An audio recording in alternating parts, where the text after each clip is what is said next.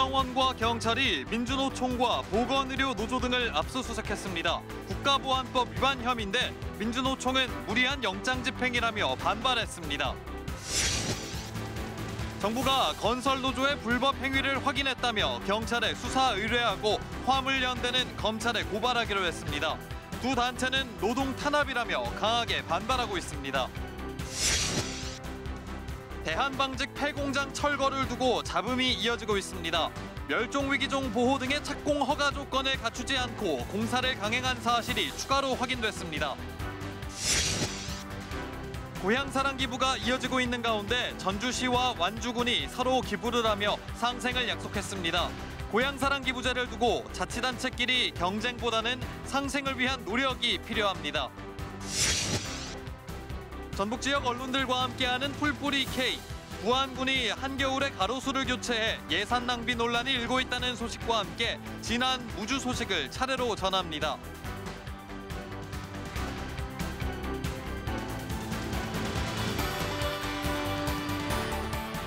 시청자 여러분 안녕하십니까? 전북 7시 뉴스입니다. 북한 연계 간첩단 혐의를 받는 이른바 지하조직 사건을 수사 중인 국가정보원과 경찰이 민주노총 본부 사무실과 보건의료노조 등 여러 곳을 동시에 압수수색했습니다. 국정원은 국가보안법 위반 혐의 사건을 수사 중이라고 밝혔는데요. 영장 집행 과정에서 민주노총 측과 대치하기도 했습니다. 첫 소식 송영석 기자입니다. 국가정보원과 경찰이 북한 연계 간첩단 혐의를 받는 지하조직 사건과 관련해 대대적인 압수수색에 나섰습니다. 압수수색 대상은 서울 중구 민주노총 본부 사무실을 비롯해 보건의료노조 사무실 등입니다. 이와 관련해 국정원은 경찰청과 합동으로 국가보안법 위반 피의 사건 수사를 진행 중이라고 밝혔습니다. 국정원은 피의자들의 북한 연계 혐의에 대해 수년간 내사했고 그 과정에서 확보한 증거를 토대로 강제 수사가 필요하다고 판단했다고 밝혔습니다. 이어 법원으로부터 압수수색 영장을 발부받고 수사에 착수한 것이라고 설명했습니다. 민주노총은 압수수색 대상인 국장급 간부가 사무실에 도착해 변호사 입회하에 영장이 집행될 때까지 국정원 수사관, 경찰 등과 약 3시간 동안 대치하기도 했습니다. 한상진 민주노총 대변인은 수사를 거부할 이유가 없는데도 경찰 수백 명을 동원해 잘 짜여진 그림을 그리려 한다며 과도하고 무리한 영장 집행이라고 반발했습니다. 오늘 압수수색은 최근 방첩기관이 수사해온 제주와 창원 등 북한 간첩단 지하조직 사건과 관련된 것으로 알려졌습니다. 경찰 관계자는 압수수색 대상은 민주노총, 보건의료노조, 광주기아차노조, 세월호 제주기업관 소속 각각 1명이라고 밝혔습니다. 또 압수수색 장소엔 자택과 차량도 포함되어 있다고 전했습니다. KBS 뉴스 송영석입니다. 더불어민주당 이재명 대표가 대장동 의혹과 관련해 오는 28일 검찰에 출석해 조사를 받겠다고 밝혔습니다. 검찰을 향해선 없는 죄도 만들어내며 검찰권을 남용하고 있다고 강도 높게 비판했습니다. 방준원 기자입니다. 위례 대장동 개발 의혹과 관련해 검찰의 소환 통보를 받은 더불어민주당 이재명 대표. 오는 28일 다음 주 토요일에 검찰에 출석하겠다고 밝혔습니다. 성남FC 후원금 의혹 사건에 이은 두 번째 검찰 출석입니다.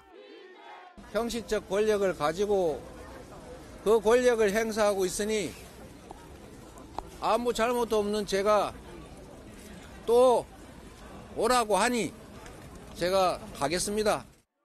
이 대표는 검찰로부터 오는 27일 금요일에 소환 통보가 왔지만 평일에는 국정과 당무를 챙겨야 된다며 다음 날인 토요일에 출석하는 것이라고 설명했습니다. 의원과 당직자들이 대거 동행한 성남FC 후원 의혹 검찰 출석 때와 달리 오는 28일에는 변호사 1명만 대동해 당당하게 맞서겠다고도 했습니다. 대장동 의혹과 관련해선 공공개발을 통해 이익을 조금이라도 환수하려고 최선의 노력을 했다며 이게 배임 범죄가 되느냐고 되물었습니다. 그러면서 자신을 향한 전방위적 수사를 진행하고 있는 검찰을 향해선 검찰권을 남용하고 있다며 목소리를 높였습니다. 없는 죄도 만들고 있는 죄도 덮으면서 사적 이익을 위해서 검찰권을 남용하는 일부 정치검찰, 국민이 지켜보고 있고.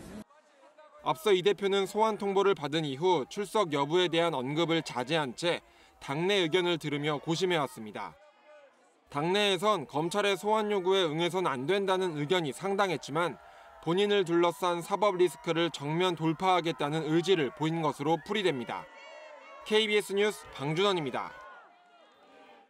이르면 이달 30일부터 실내에서 반드시 마스크를 쓰도록 한 의무가 자율 착용 권고로 바뀔 것으로 보입니다. 정부는 국내 코로나19 재유행이 정점을 지나고 있다며 모레 중대본 회의에서 구체적인 해제 일정 등을 결정하겠다고 밝혔습니다. 송락규 기자입니다. 정부가 모레 마스크 의무 해제 시기를 발표합니다. 이번 겨울 코로나19 유행이 정점을 지나고 있다는 판단에 따른 겁니다.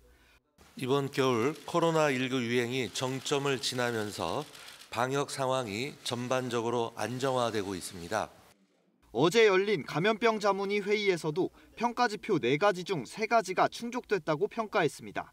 확진자는 계속 감소하고 있고 위중증 환자와 사망자도 전주보다 줄었습니다. 병상 가동률도 안정적으로 유지되고 있습니다. 30%대에 머물러 있는 고령층의 동절기 추가 접종률을 제외한 나머지 조건은 모두 충족된 상황입니다.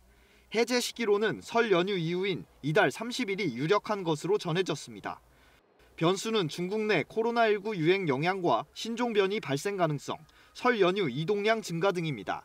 정부는 설 연휴 기간 고속도로 휴게소 내에 방역 인력 2천여 명을 추가 배치하고 휴게소 혼잡 정보를 사전 제공하겠다고 밝혔습니다.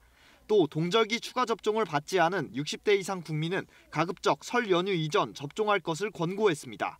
마스크 의무가 없어지더라도 당분간 실내에서 마스크 착용이 권고되며 대중교통과 의료기관, 감염 취약시설에선 여전히 착용 의무가 유지됩니다. KBS 뉴스 송락규입니다. 전북 지역 코로나19 누적 확진자가 100만 명을 넘어섰습니다. 2020년 1월 31일 첫 확진자가 발생한 뒤 2년 11개월 만입니다. 지난달 말 기준으로 전북 인구의 57%입니다.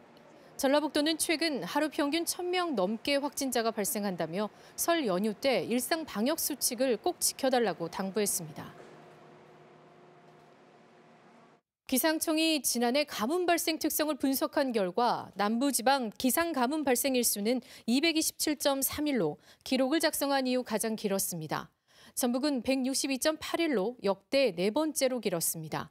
기상청은 지난해 봄에는 맑은 날이 많았고 여름에는 비가 중부지방에 집중되면서 남부지방 가뭄이 극심했던 것으로 분석했습니다.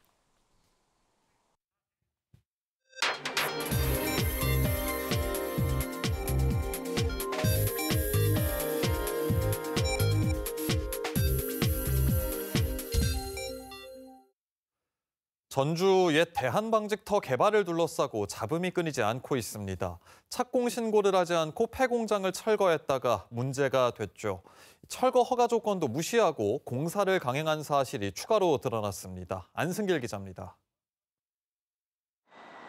지난해 말 철거 허가만 받고 착공 신고를 하지 않아 경찰 수사를 받으며 공사가 중단된 옛 대한방직터입니다.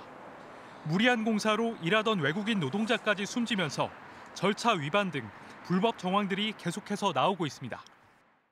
앞서 구청이 내준 철거 허가는 실제 공사에 앞서 시행사가 꼭 갖춰야 할 요건이 포함된 조건부 허가였던 것으로 확인됐습니다. 멸종위기종 보호를 위한 생태환경 조성 등 제시된 조건을 갖춘 뒤 착공 신고를 하란 건데 결국 이런 조건은 지켜지지 않은 채 착공 신고도 하지 않고 철거를 강행했던 겁니다. 상대방한테 저희가 협의를 해서 그 내용이 나간 거예요. 비용이 들어간다고 해서 그거를 안 할 수는 없죠. 법에 정해진 사항이니까. 특히 맹꽁이 보호 문제의 경우 계획서 제출은커녕 전문가 섭외나 현장 실사조차 이뤄지지 않았습니다. 산란기 등을 고려해 요건을 갖추려면 길게는 1년여 기간이 필요한데 개발을 앞당기려고 지켜야 할 절차조차 무시했다는 지적이 나오고 있습니다. 공사 일정 부분 늦춰질 수밖에 없는 거고요. 그런 부분들이 이제 손해라고 생각을 하니까 단축해서 공기를 빨리 앞당기려고 했. 전주시와 자광이 빠른 개발에 방점을 찍고 속도전에 나서자마자 이어지는 크고 작은 잡음에 기대보단 우려가 커지는 상황. 각종 특혜 시비와 자광 측의 차익 독점 우려 등이 지속적으로 제기돼 온 만큼 본격 개발에 앞서 중요한 건 적법한 과정을 갖춰 명분과 신뢰를 쌓는 겁니다. 내년부터는 공사를 추진할 수 있게 한다라고 하는 게 기본적인 계획이거든요. 빠르게 사업을 하려면 여론이 가장 큰 관건이기 때문에 여론 조성 차원에서 성급하게 철공사를. 한편 경찰과 고용노동부는 노동자 사망 사고와 관련해 현장 노동자와 안전관리자를 불러 상황을 파악하고 있으며 하도급 업체와 시공사 등을 상대로 조사를 이어가고 있습니다. KBS 뉴스 안승길입니다. 전주시가 지난 20년 동안 적용해오던 주거지역과 상업지역 용적률을 높이기 위해 오는 5월 용역 결과를 토대로 도시계획 조례를 만들 계획입니다. 현재 제2종 일반 주거지역 기준 전주시 용적률은 230%로 허용 범위인 250%에 조금 못 미칩니다. 전주시는 대지 면적에 대한 건축물 전체 면적 비율인 용적률이 올라가면 개발 이익이 커져 재개발과 재건축이 활발해질 것으로 기대하고 있습니다. 역사 도심지구에 대한 프랜차이즈 입점 제한을 폐지하고 건축물 높이 규제도 완화할 방침입니다. 전농 전북도연맹은 오늘 농협 전북본부 앞에서 기자회견을 열고 농협이 농민의 어려움을 외면한 채 성과금 잔치를 하고 있다고 비판했습니다. 지난해 고금리, 고물가에 쌀값 폭락까지 겹쳐 어느 때보다 힘든 시기를 보내고 있는데도 농협은 조합원인 농민을 위한 지원책은 내놓지 않고 있다고 규탄했습니다. 또 농협이 고금리와 농자재값 폭등으로 거둔 영업이익으로 특별 성과금을 지급하려 한다며 이를 농가부채 이자 인상분 지원과 대출금리 인하 등으로 농민에게 돌려줄 것을 요구했습니다. 올해부터 고향사랑기부제가 도입되면서 전국적으로 기부가 잇따르고 있습니다. 오늘은 전주시장이 완주군에, 완주군수가 전주시에 기부를 하며 상생의 메시지를 전했는데요. 기부뿐만 아니라 답례품 발굴과 생산 등에서도 상생 노력이 필요해 보입니다. 한주연 기자입니다. 자신의 주소지가 아닌 전국의 모든 지자체에 기부하면 세액 공제와 함께 기부액의 30% 상당의 답례품을 받는 고향사랑 기부제. 도입과 함께 전국적으로 기부 행렬이 이어지고 있습니다. 이런 가운데 전주시장이 완주군에, 완주군수가 전주시에 고향사랑 기부금을 전달하며 두 시군 간 상생을 약속했습니다. 설을 맞이해서 이렇게 교차 기부를 하게 됐고 이런 어떤 계기를 통해서 전주시와 완주군의 출향민들께서도 고향사랑 기부제에 대한 이해를 넓혀서 지역 경제를 활성화할 수 있는 좋은 제도입니다. 이번 교차 기부를 통해서 기부 문화가 확산돼서 상생 발전의 마중물이 되기를 희망합니다. 14개 시군과 전라북도가 농협은행과 전자시스템을 통해 본격적으로 기부를 받고 있는데 전문가들은 비슷한 제도를 10여 년 앞서 도입한 일본의 사례에서 볼 때 기부뿐만 아니라 답례품 발굴과 생산 과정에서도 시군별 상생 노력이 필요하다고 조언합니다. 주변 지역과 연계 협력해서 생산하는 물품도 제공 가능할 수 있게끔 답례품 생산지 제한을 조금 더 오픈해준 사례가 있습니다. 이런 것들이 기부금 활성화에 효과를 줬다고 생각을 합니다. 지방 소멸을 막고 균형 발전을 이루기 위한 대안 가운데 하나인 고향사랑 기부제. 시군 간 과열 경쟁 같은 부작용을 최소화하고 취지를 살리기 위한 노력이 이어져야 합니다. KBS 뉴스 한주연입니다. 전남 영광 한빛원전 4호기 재가동에 항의하는 뜻으로 고창 원자력안전협의회 민간위원들이 사퇴하기로 했습니다. 민간위원들은 한국수력원자력이 재가동 전 주민들과 소통하지 않았고 추가 안전검사 등 요구사항을 받아들이지 않았다며 사퇴 이유를 밝혔습니다. 한빛 4호기는 경납 건물에서 구멍 140여 개가 발견돼 가동을 멈췄고 5년 만인 지난달 재가동에 들어갔습니다. 이른바 전주을 재선거 시민후보 준비 모임은 오늘 전북도의회에서 기자들과 만나 오는 4월 재선거에 건강하고 참신한 후보를 내 정치 개혁과 함께 낡은 양당 독점 정치고리를 끊겠다고 밝혔습니다. 이달 안에 시민사회 관계자와 청년 등을 대상으로 후보군을 모집하고 객관적 기준과 방법으로 후보를 선정하겠다고 덧붙였습니다. 한편 일부 정당과 시민단체들은 참여를 제한받거나 들은 적도 없다며 시민 후보 용화에 정당성 문제를 제기하고 있고 준비 모임이 후보군으로 올린 일부 인사들은 선거 출마에 부정적인 태도인 것으로 알려졌습니다. 전주지방법원은 지방선거를 앞두고 종교시설에 기부 행위를 한 혐의로 기소된 이정자 김제시 의원에게 벌금 80만 원을 선고했습니다. 이 의원은 선거운동 기간인 지난해 5월 자신이 후보로 나선 선거구의 한 성당에 헌금 명목으로 20만 원을 기부한 혐의를 받습니다. 재판부는 선거의 공정성과 투명성을 훼손한 죄책이 가볍지 않지만 기부 액수가 크지 않고 형사처벌 전력이 없는 점 등을 참작했다고 판시했습니다. 주로 명절에 먹을 뿐 평소에 잘 찾지 않는 게 바로 떡이죠. 전통 음식으로만 여겨지던 떡이 다양한 맛과 형태로 소비자의 구미를 당기는 새로운 기호 상품으로 진화하고 있습니다. 이지연 기자입니다. 신선한 딸기에 파당금을 감싸듯 입힙니다. 여기에 다시 찰떡을 보자기 싸듯 씌운 뒤 고운 전분을 발라줍니다. 모양도 색도 화려하고 먹음직스럽게 변신한 떡. 한 입 베어 물면 쫄깃한 찰떡에 상큼한 딸기 향과 아삭한 식감이 더해져 여느 고급 디저트에 뒤지지 않습니다. 달지 않고 다 세 개가 다 잘 어울리는 것 같아요. 떡하고 과일하고 파당금하고. 이 떡들은 치즈와 궁합을 맞췄습니다. 치즈를 넣어 공처럼 만들거나 사각 모양으로 꾸며 재미를 더했는데 맛과 영양을 갖춰 식사로도 간식으로도 안성맞춤입니다. 특히 최근 늘어나는 캠핑족을 겨냥해 만든 40cm 길이의 치즈떡은 화로에 구워 먹을 수 있어 주문이 밀려듭니다. 포장은 1, 2인 가구에 맞춰 소량으로 담고 디자인에도 각별히 신경을 썼습니다. 따로 카페를 열고 라이브 커머스와 SNS 판매망도 갖춰 한 해 매출액이 10억 원이 넘습니다. 신선한 원재료로 만들다 보니까 고객분들이 더 알아주시는 것 같고 고객님들이 드셔보시고 소문을 많이 내주셔서 매출로도 많이 이어지고 있습니다. 다양한 재료에 새로운 맛과 모양을 입힌 떡이 전통 음식의 틀을 깨고 소비자들의 입맛을 사로잡으며 쌀 소비를 늘리는 데에도 도움이 되고 있습니다. KBS 뉴스 이지현입니다. 진보당이 친인척과 지인 특혜 채용 논란에 휩싸인 최정호 익산시 의장직 사퇴를 촉구했습니다.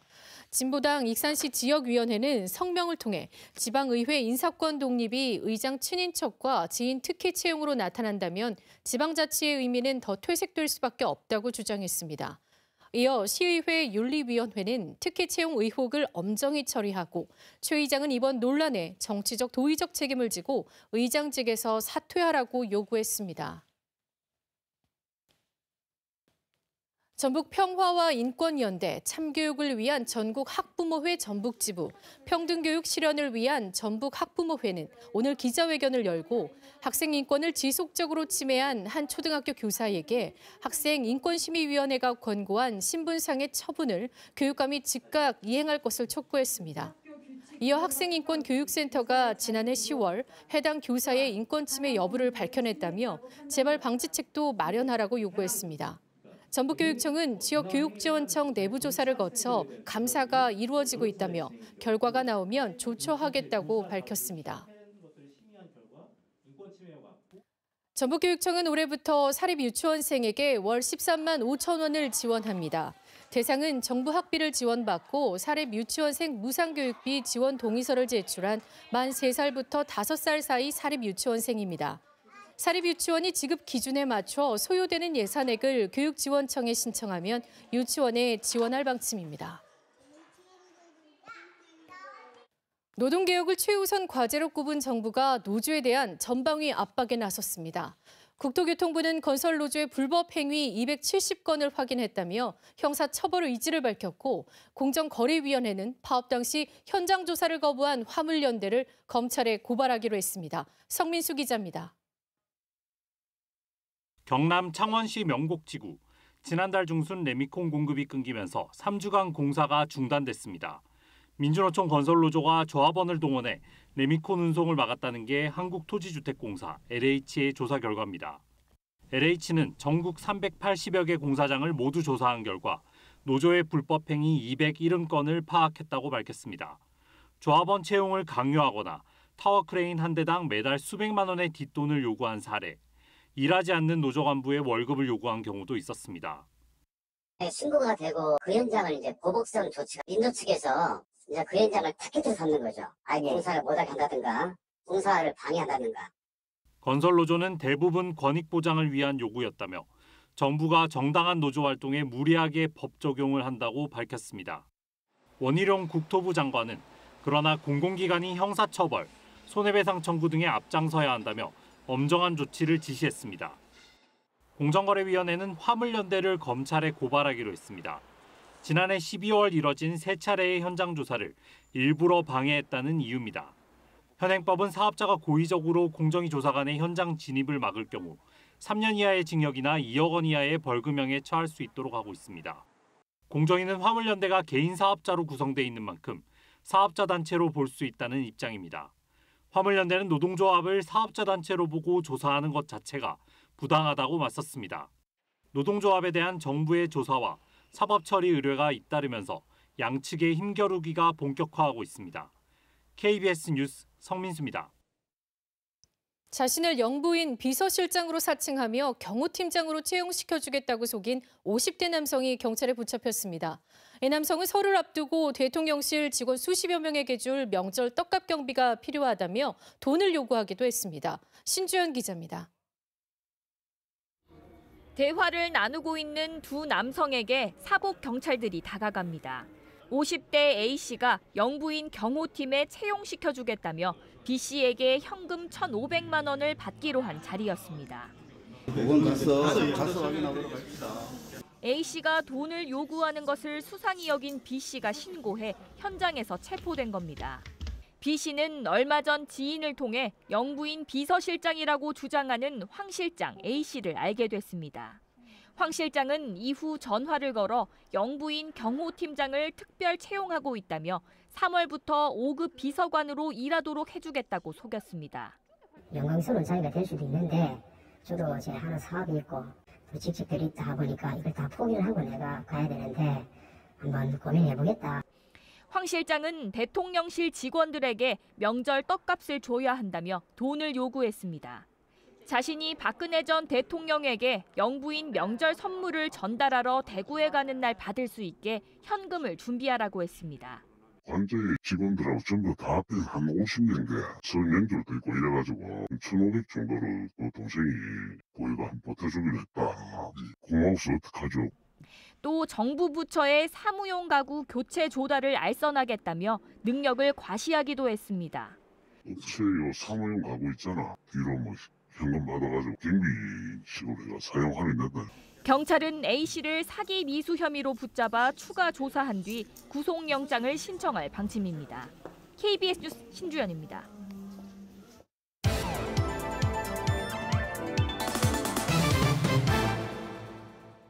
이번엔 각 시군에서 활동하는 언론사와 함께 지역 소식을 전하는 풀뿌리 K 순서입니다. 먼저 간추린 소식 보시죠. 첫째, 진안신문입니다. 산사태로 피해를 입은 지역에 진안군이 태양광 사업 개발 행위 허가를 내면서 논란이 일고 있다는 기사입니다. 신문을 보면 2년 전 산사태로 피해를 입은 진안군 용담면 송풍리 주민들은 산사태 피해 대책도 마련되지 않고 추가 피해 우려가 있는데도 태양광 개발 행위 허가가 났다며 사업 허가 취소를 요구하고 있습니다. 주민들은 진안군이 완화된 조례를 적용하고 토지 쪼개기와 사업자 바꿔치기 등 편법이 이뤄졌다고 주장하고 있으며 이에 대해 전춘성 진안군수는 재검토하겠다는 입장을 전했습니다. 다음 무주신문입니다. 무주군 예산이 2018년부터 지난해까지 연평균 10% 늘었지만 제때 쓰지 못한 예산이 많다며 예산을 꼼꼼히 살펴야 한다는 기사를 실었습니다. 신문을 보면 무주군 재정 현황 분석 자리에 참석한 예산 전문가는 지난 2021년 무주군 순세계 잉여금과 재정 안정화 기금 등 제때 쓰지 못한 예산이 270억 원이라며 행정 서비스의 비효율성을 지적하고 합리적 예산 편성이 필요하다고 강조했습니다.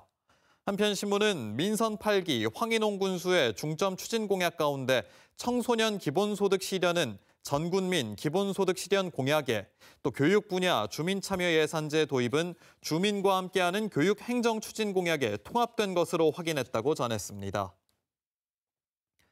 이어서 부안 독립신문입니다. 부안군이 지난해 말 가로수 800여 그루를 심어 예산 낭비 논란이 일고 있다고 보도했습니다. 신문은 부안군이 지난 겨울 냉해를 입은 가로수 멀구슬나무를 뽑은 자리에 가로수 825그루를 다시 심으면서 연말 예산을 소진하려는 행정 편의적 예산 낭비라는 비판이 나오고 있다고 지적했습니다. 네, 이번엔 앞서 전해드린 대로 부안군이 한겨울에 가로수를 교체하면서 논란이 되고 있다는 소식에 대해 자세히 알아보겠습니다. 부안 독립신문 화상으로 연결합니다. 김정민 기자 나와 있는데요. 안녕하십니까? 안녕하세요. 네, 부안군이 한겨울에 가로수를 심었다고요? 그 이유는 뭐고 또 문제는 무엇인지요? 네, 부안군은 전북 일대에 폭설이 내리고 한파가 계속되던 지난 12월 말 도로변에 쌓인 눈을 치워가며 가로수를 심었습니다. 이런 상황을 목격한 주민 한 분께서 제보를 해주셨는데요. 한겨울에 그것도 폭설이 내리고 며칠이 지나지 않아 눈이 채 녹지도 않은 땅에 나무를 심는 것은 도대체 이해할 수 없다고 하셨습니다. 또 한 해가 끝나기 직전인 12월 말에 벌어지는 것은 행정의 고질적인 예산 털기 행태로 볼 수밖에 없다고 말씀하셨습니다. 대체로 나무 심기 좋은 시기는 겨울이 오기 전 늦가을이나 아주 이른 봄이라는 것이 정설입니다. 때로 겨울에 나무를 심기도 하지만 땅이 얼지 않은 포근한 날씨가 이어지는 때를 골라 심어야 살 수 있습니다. 그런데 이번 부안군의 가로수 심기는 나무 심기에 전혀 적절치 않은 때 수억 원의 예산을 해를 넘기지 않고 써버렸기에 전형적인 예산 털기라는 지적을 불러옵니다. 네, 한겨울에 이렇게 나무를 교체한 것도 문제지만 애초에 가로수를 잘 심었다면 이런 예산 낭비 논란도 없었을 것 같은데요. 이전 가로수에 무슨 문제가 좀 있었습니까? 네, 이번에 가로수를 심은 곳은 부안읍의 남쪽을 통과하는 순안남로 일대인데요. 2015년쯤 가로수로 조성된 멀구슬나무가 있던 곳입니다. 그런데 지난 2021년 겨울 영하 10도를 밑도는 한파가 며칠간 이어지면서 1000여 그루의 멀구슬나무가 얼어 죽었습니다. 다만 나무가 완전히 죽지 않고 뿌리는 살아 있었기 때문에 나무 밑부분과 땅속에서 가지들이 뻗어나오면서 되살아났지만 부안군은 그런 형태는 가로수의 역할을 하기 힘들다고 보고 예산을 편성해 멀구슬나무를 모두 뽑아내고 가로수를 새로 심기로 했습니다. 냉해를 입었던 멀구슬나무 가로수는 수억 원을 들여 심은 지 불과 5-6년에 지나지 않았지만 2년 동안 보장되는 사후 처리 기간이 지난 탓에 다시 막대한 예산을 들여 가로수를 심게 된 상황입니다. 당시 멀구슬나무가 집중적으로 피해를 입으면서 제거 작업과 보식 등에 추가적으로 막대한 예산이 들었기에 수종 선택이나 관리에 더 신경을 썼어야 한다는 지적이 있었고요. 부안군은 이번에는 추위에 강한 복자기 나무를 선택했습니다. 부안군은 추위로 인해 가로수 수천 그루가 얼어 죽는 일을 겪고서도 한겨울 눈밭에 새로 나무를 심는 기이한 상황을 연출하고 있습니다. 네, 이 같은 예산 낭비 논란에 대해서 부안군은 어떤 입장인지요? 네, 부안군 관계자는 나무를 심기에 좋은 시기가 아니라는 것은 알고 있었지만 지난해 확보한 예산을 이월하는 것은 부담이 있었던 것도 사실이라고 밝혔습니다. 그러면서 전문가에게 물어본 결과 이번 가로수 심기가 시기적으로 문제가 없다고 확인했기 때문에 예산 털기에만 목적을 둔 것은 아니었다는 입장입니다. 냉해를 입은 멀구슬 나무가 다시 살아나기를 기다리며 새로 심을 것인지를 결정하기까지 시간이 걸린 탓에 심기 좋은 시기를 놓친 것뿐이고 이번에 심은 나무가 죽는다고 하더라도 사후 처리 기간이 있기 때문에 예산 낭비로 이어지지는 않는다는 설명입니다. 그런데 부안군이 지금 나무를 심어도 괜찮다는 자문을 구했다는 전문가가 이번 가로수 심기를 시행한 업체 당사자라는 점에서 그 자문의 설득력이 떨어진다는 지적도 나옵니다. 네, 잘 들었습니다. 부안군의 가로수 관리 계획 좀 꼼꼼하게 잘 세워서 더 이상 예산 낭비 논란이 나오지 않기를 바라겠습니다. 오늘 말씀 고맙습니다. 감사합니다. 70대 할머니가 정성껏 눌러 쓴 손글씨 세종 글꽃체라는 이름의 디지털 서체로 다시 태어났습니다. 이 서체는 최근 윤석열 대통령 부부가 쓴 설 연하장에도 사용됐는데요. 세종 글꽃체의 주인공 홍주표 할머니를 박지은 기자가 만나봤습니다. 윤석열 대통령 부부가 설 연휴를 앞두고 국민 15,000여 명에게 보낸 선물과 연하장. 연하장에 쓰인 글자는 79살 홍주표 할머니의 손글씨입니다. 홍 할머니는 7년 전 남편 고향인 세종시로 귀향해 세종 글꽃서당에 다니면서 시와 그림에 대한 관심을 키웠습니다. 새로운 걸 하나하나 배워가면서 이런 세상도 있구나. 같은 문예자들하고 이제 어울리고 제가 몰랐던 거 이제 물어보고. 2021년에는 시집가던 날이라는 제목의 시로 교육부가 주관한 시화전에서 우수상을 받기도 했습니다. 당시 세종시가 홍할머니 글씨체를 디지털 서체로 만들어 세종 글꽃체로 이름 붙였는데 대통령 연하장에까지 쓰이게 된 겁니다. 홍할머니의 글씨체는 꽉 찬 네모꼴 형태로 둥글게 표현돼 매즘과 매즘이 얇아지는 게 특징인데 많은 사람이 사용했으면 좋겠다며 서체 저작권을 세종시에 기부했습니다. 세종시는 세종글꽃체 한글 11,100자, 영문 94자, 특수문자 900자를 누리집에 공개해 누구나 무료로 이용할 수 있게 했습니다. 앞으로는 홍보물이나 기념품 등에 적용해서 좀 활용할 계획입니다. 홍할머니의 따뜻한 감성이 담긴 세종 글꽃체가 디지털 서체로 태어나 새로운 콘텐츠로 주목받고 있습니다. KBS 뉴스 박지은입니다. 겨울이 되면 스키나 스노우보드를 즐기시는 분들 많으시죠? 빠른 속도로 눈 위를 활주하기 위해선 머리를 보호해주는 안전모를 꼭 써야 하는데요. 온라인에서 유통되는 스키용 안전모 중 일부가 안전기준에 미흡한 것으로 확인됐습니다. 이 소식은 민수아 기자가 취재했습니다. 대표적인 겨울 스포츠 스키. 미끄러운 눈 위를 빠른 속도로 내려오기 때문에 머리를 보호해주는 스키용 안전모를 꼭 써야 합니다. 안전모는 스키장에서 빌려 쓸 수도 있지만 최근엔 온라인 매장을 통해 개인용 안전모를 직접 구매하는 경우도 늘고 있습니다. 인터넷에서 보고 이제 안전을 위해서 좀 딱딱한 그런 걸로 고르는 편이에요. 한국소비자원이 온라인에서 유통되는 스키용 안전모 10개 제품을 조사했습니다. 조사 결과 2개 제품이 안전기준에 미흡한 것으로 나타났습니다. 한 개 제품은 1.5m 높이에서 떨어뜨렸을 때 안전모 내부로 전달되는 중력과 속도가 기준치를 넘어 머리를 보호하는 데 부적합한 것으로 드러났습니다. 또 다른 제품은 외부로부터 가해지는 충돌에 안전모가 뚫리지 않고 버티는 내관통성이 미흡했습니다. 심지어 이 제품은 스키용이 아닌 자전거용 안전모로 신고된 제품이었습니다. 스키용 안전모로 인증받은 제품을 착용하시고 심한 충격을 받은 안전모는 외관상 이상이 없더라도 충격 흡수 성능이 떨어질 수 있으니 다시 사용하지 않는 것이 필요합니다. 한국소비자원은 문제의 제품에 대해 해당 사업자의 판매 중지를 권고하고 관계기관의 관리 감독 강화를 요청할 계획입니다. KBS 뉴스 민수아입니다. 사단법인 군산항 발전협의회는 전북도의회에서 기자회견을 열고 군산항 상시 준설체제 구축을 정부와 전라북도에 요구했습니다. 해마다 군산항에는 금강에서 밀려온 흙과 모래 등이 300만 세제곱미터 넘게 쌓이고 있지만 정부는 3분의 1가량만 준설하고 있다고 지적했습니다. 이로 인해 전국 10대 항만이었던 군산항은 대외 경쟁력을 잃고 추락하고 있다며 준설공사 설립 등 대책을 촉구했습니다.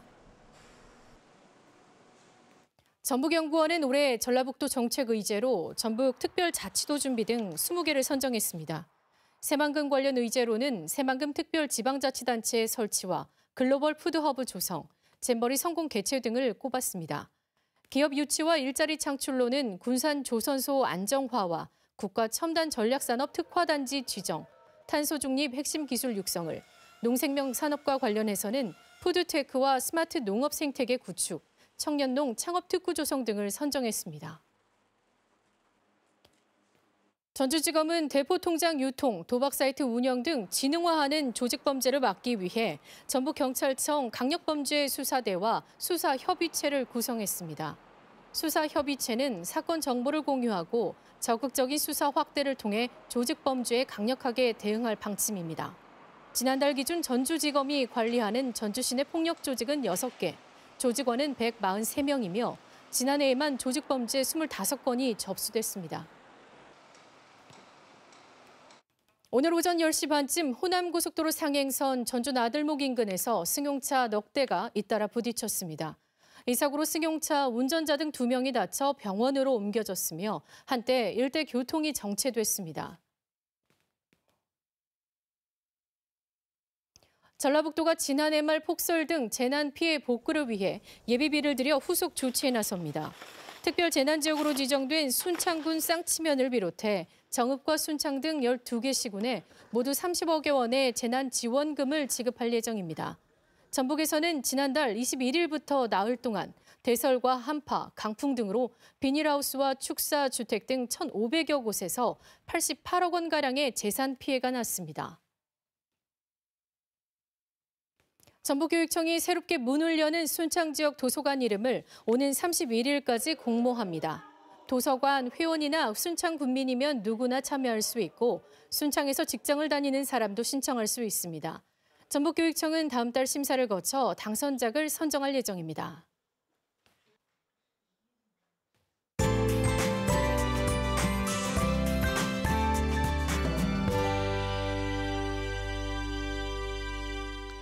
오늘 낮 동안에도 눈발이 날리는 곳이 있었는데요. 저녁까지 산발적으로 눈이 날리면서 도로에 살얼음이 끼는 곳이 있겠습니다. 내일 하늘에는 구름만 많겠고요. 모레 새벽부터 낮 사이 전북 곳곳에 다시 비나 눈이 내릴 텐데 일부 지역에 1cm 미만의 눈이 내려 쌓이겠습니다. 한편 오늘 내몽골권에서 황사가 발원했습니다. 공기가 점차 탁해져서 내일 전북은 하루 평균 미세먼지 농도 나쁨 수준 예상됩니다. 내일 아침 기온 오늘과 비슷하거나 조금 낮겠습니다. 익산이 영하 6도, 전주가 영하 4도로 예상되고요. 낮 기온은 모두 6도까지 오르겠습니다. 장수의 아침 기온이 영하 8도, 남원은 영하 6도 예상되고 낮 기온은 오늘보다 약간 높겠습니다. 물결은 서해남부 먼해상에서 최고 2.5m로 높게 일겠습니다. 다음 주 초부터 다시 강한 한파가 밀려오겠습니다. 설 연휴 마지막 날인 화요일에는 전주의 아침 기온이 영하 12도까지 떨어질 전망입니다. 날씨였습니다. 뉴스를 마칩니다. 시청해주신 여러분 고맙습니다.